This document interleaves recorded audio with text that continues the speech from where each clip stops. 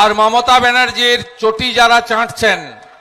সুপ্রিয় দর্শকবৃন্দ, সবাইকে আন্তরিক শুভেচ্ছা। আজকে যে ভিডিওটি আপনাদের মাঝে উপস্থাপন করছি অত্যন্ত গুরুত্বপূর্ণ, আর এই গুরুত্বপূর্ণ তথ্যগুলো প্রত্যেকটা ভারতীয় নাগরিকের জানা দরকার। তাই আপনারা দেখবেন এবং শেয়ার করে দিবেন। ধন্যবাদ সবাইকে সাথে থাকার জন্য।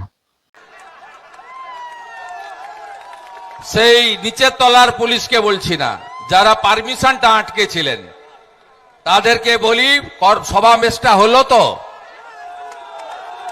ছবিটা তুলে খালা মমতার কয়লা ভাইপোকে পাঠিয়ে দেবেন যে আমতাতে ভারতীয় জনতা পার্টি হাইকোর্ট থেকে পারমিশন নিয়ে উলবেড়িয়া উত্তর বিধানসভা কেন্দ্রে পরিবর্তন সংকল্প যাত্রা তোমাদের বুকের উপরে দাঁড়িয়ে করে দিয়ে গেল। জেনে রাখো, পৃথিবীটা গোল, সব হিসাব হবে, বদলও হবে, বদলাও হবে।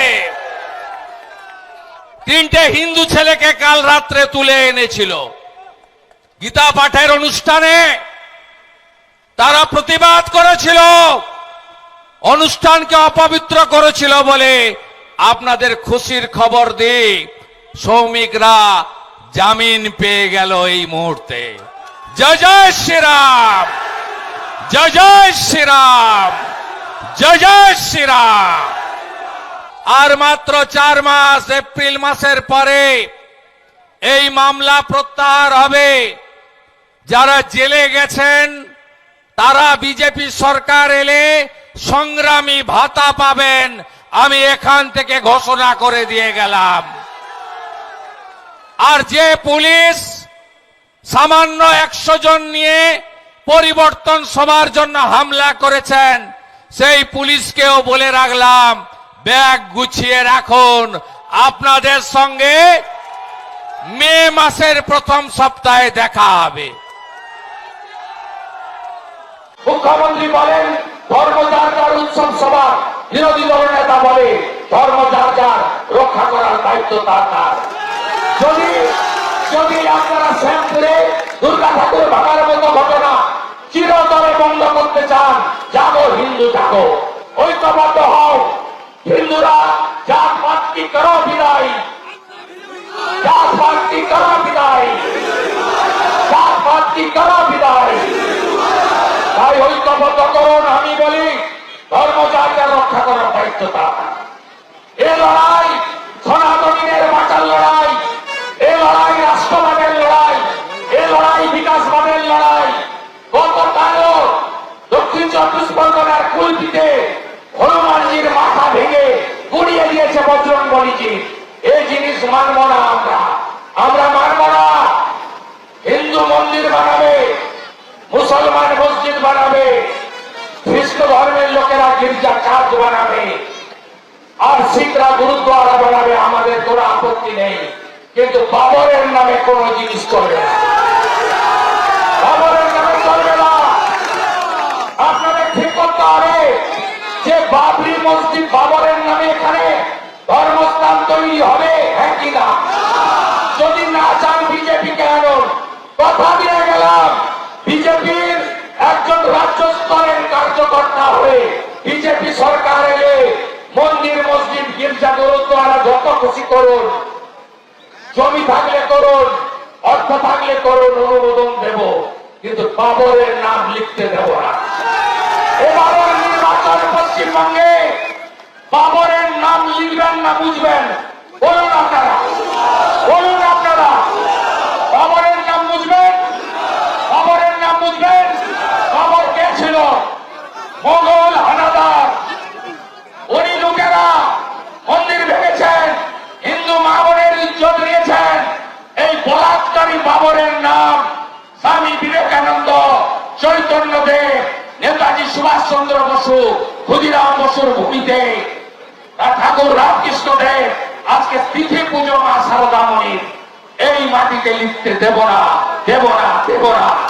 যদি বিজেপিকে আনেন, কথা দিয়ে গেলাম, বাবরের নাম কোথাও লিখতে দেব না।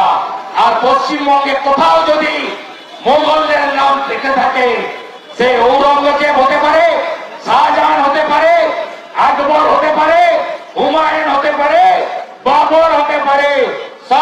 নাম আর নিশান মিটিয়ে দেওয়ার কাজ ভারতীয় জনতা পার্টি করবে।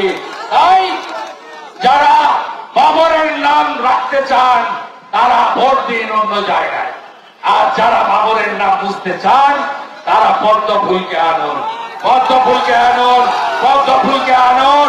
এই বাংলার যে অধঃপতন মমতা ব্যানার্জির নেতৃত্বে 15 বছরে হয়েছে, এই বাংলাকে যদি বাঁচাতে হয় তাহলে ভারতীয় জনতা পার্টিকে আনতে হবে। তাই আমরা ভারতীয় জনতা পার্টির ছোট কার্যকর্তা থেকে রাজ্য স্তরের কার্যকর্তা, জনপ্রতিনিধিরা সর্বত্র মানুষের দুয়ারে পরিবর্তনের আওয়াজ নিয়ে আমরা আপনাদের কাছে হাজির হয়েছি। কেন পরিবর্তন করবেন? কারণ এই বাংলা রাষ্ট্রবাদের ভূমি ছিল। এই বাংলা থেকেই বন্দে মাতরম সৃষ্টি হয়েছে, ঋষি বঙ্কিমচন্দ্রের সৃষ্টি। আপনারা জানেন আজ তার 150 বছর আমরা পালন করছি। এই বাংলা ভারতবর্ষকে জাতীয় সঙ্গীত দিয়েছে। বিশ্বকবি রবীন্দ্রনাথ ঠাকুর তিনি জাতীয় সঙ্গীত জনগণ মন অধিনায়ক আমাদের দিয়েছে। এখান থেকে ঋষি অরবিন্দ ঘোষ থেকে শুরু করে গোটা পৃথিবী যাদের মানে রাষ্ট্রবাদের জাগরণ, দেশপ্রেমের জাগরণ যারা ঘটিয়েছিলেন, তাদের এই জায়গা হচ্ছে পুণ্যভূমি। এই বাংলায় আজকে রাষ্ট্রবাদ বিপন্ন, জাতীয়তাবাদ আজকে বিপন্ন। মুখ্যমন্ত্রী মমতা ব্যানার্জির নেতৃত্বে জামাতিদের হাতে পশ্চিমবঙ্গ চলে গেছে। হায়দ্রাবাদের এমপি ওয়াইসি বলছে পার্লামেন্টে দাঁড়িয়ে বন্দে মাতরম গাওয়া বাধ্যতামূলক হতে পারে না। আজকে এই জায়গায় পশ্চিমবঙ্গকে বাঁচাতে হবে। আজকে পূর্ব পাকিস্তান, বাংলাদেশ, আজকের সেখানে যে সংস্কৃতি, যে কালচার আমদানি করা হয়েছে, ঠিক একইভাবে এপারেও সেই কালচার আমদানি করেছেন মমতা বন্দ্যোপাধ্যায়। তাই বিপন্ন রাষ্ট্রবাদ, বিপন্ন ভৌতবাদ, বিপন্ন দেশাত্মবোধ, তাকে জাগ্রত করতে গেলে পরিবর্তন আনতে হবে।